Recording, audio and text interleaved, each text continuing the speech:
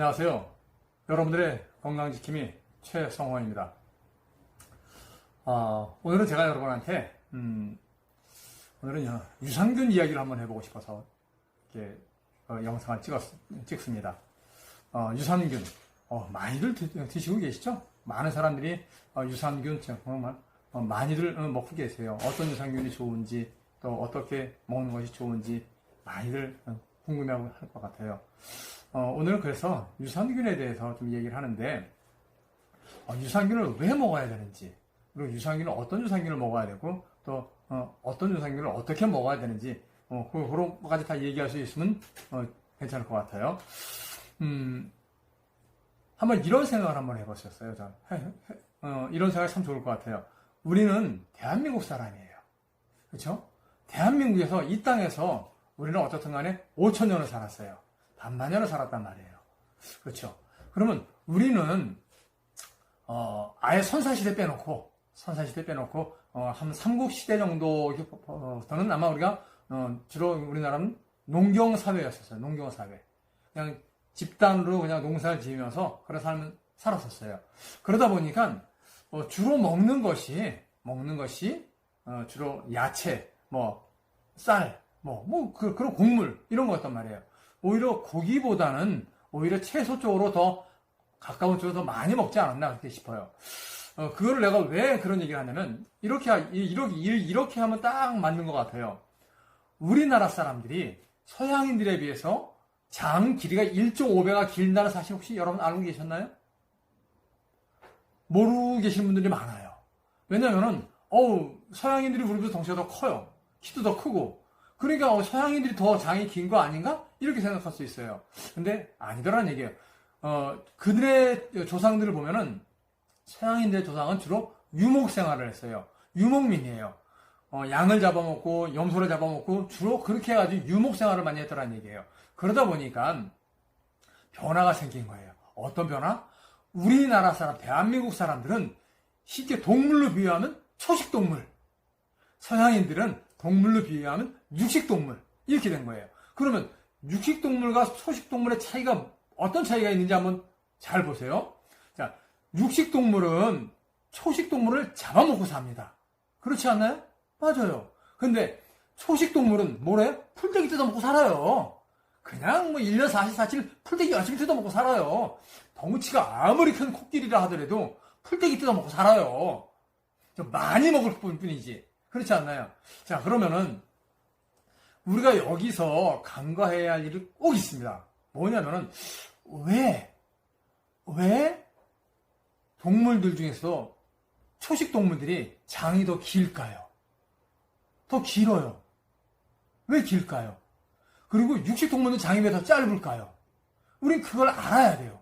그러면은 이 유산균에 대한 이 얘기가 쉬워져요. 자, 무슨 얘기냐면 이거예요. 자, 초식 동물들은 풀을 먹다 보니까 이 풀이 어떻게 해요? 우리가 밥만 먹으면 어때요? 고기 먹는 때하고 배고프면 어때요? 더 일찍 오지 않나요? 초식 동물도 마찬가지인 거예요. 오래오래 장 속에 채워놔야 돼요. 그러다 보니까 장이 길어지는 거예요. 하다못해 소 같은 경우는 되새김질까지 해요. 그렇지 않나요?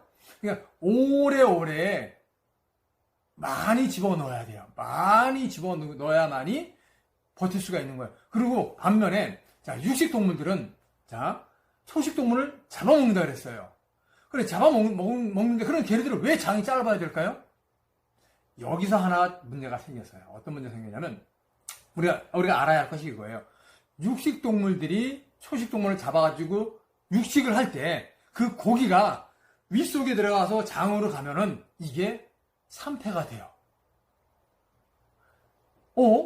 초식 동물이 먹은 이 풀떼기들은 안에 가가지고 안에서 효소로도 바뀌고 유산균도 바뀌고 오히려 발효돼가지고 오히려 좋아요.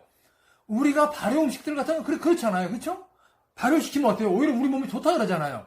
그런데 이 육식은 발효시키면 어때요? 부패하고 썩어버려요. 그러다 보니까 이 동물들은 아는 거예요. 자체적으로 진화가 돼버린 거예요. 어떻게? 육식을 하는 동물들은 빨리 먹고 빨리 배출해야 되는 거야. 빨리 빼내야 되는 거야. 그러다 보니까 장이 짧아질 수밖에 없었던 거예요. 우리가 입으로 식사를 합니다. 자, 우리 먹어요. 그쵸? 먹고, 그 다음에 식도를 통해서 위로 들어가요. 위에서 주물럭 해가지고, 어디로 내려가요? 12장 거쳐가지고, 소장으로 내려가가지고, 소장에서 영양소들을 쫙 흡수를 해요. 그 다음에, 어떻게 해요? 건덕지, 찌꺼기들을 쭉 내려가서 대장으로 내려가요. 대장에서 한 번 더 수분을 더 쫙 흡수를 해요. 나머지들은 어떻게 해요? 쫙 모아가지고, 응가로 나가버려요. 이게 우리 소화기관이라는 얘기예요. 그런데 이 소화기관 중에서 유산균이 어떠한 일을 하는지 오늘 제가 말씀드리고 싶은 거예요.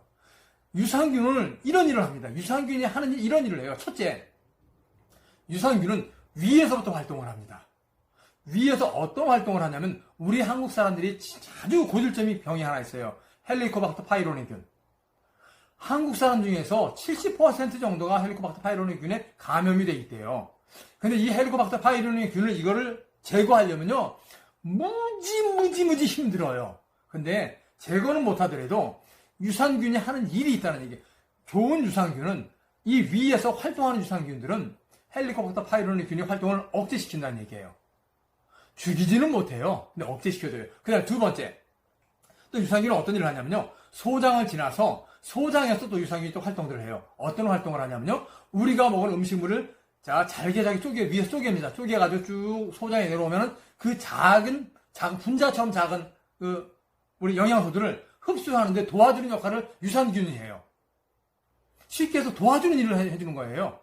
그래서 유산균이 도와줘가지고 소장에서 잘 흡수하게 해요. 흡수해가지고 영양소가 우리 몸에 들어가게 만들어주는 거예요. 그 다음에 또 유산균이 어떤 일이냐면 소장 말단하고 대장 초입에서 유산균이 활동을 합니다. 우리가 소장 말단과 대장 초입은 만약에 거기가 문제가 생기면 우리가 맹장에 걸리는 자리예요. 거기에도 유산균이 있어야 돼요. 유산균이 있으면은 맹장 걸리는 것을 예방해줘요. 근데 유산균이 부족하면 맹장 걸린다는 얘기예요. 이 얘기 아마 못 들어보신 분들 계실 거예요. 자, 유산균이 부족하면 맹장 걸린다는 얘기 합니다. 자, 그 다음에 또 유산균이 어떤 일을 하냐면 대장에서 이렇게 활동을 합니다. 대장에서 활동하는 유산균들은 많아요. 대장에서 많이 활동합니다. 그 다음에 또 유산균이 어디서 활동하냐면요, 직장에서 활동을 해요. 우리가 맨 마지막에 대장 끝이라고 얘기하죠. 직장에서 활동을 해줘야 돼요. 거기서 활동을 안 해주면은 문제가 생겨요. 자, 음식물이 거기서 부패해가지고 하다 보면 어떤 일이 생기냐면요, 우리가 용종이 생겨요. 용종이 생기면 뭐예요? 그게 자칫 잘못하면 대장 암으로 가는 거예요. 그런 일이 생긴다는 거예요. 그 다음에 또, 자, 남성들은 상관없지만 여성들은 자궁이라는 게 있어요. 자궁에도 유산균이 필요해요.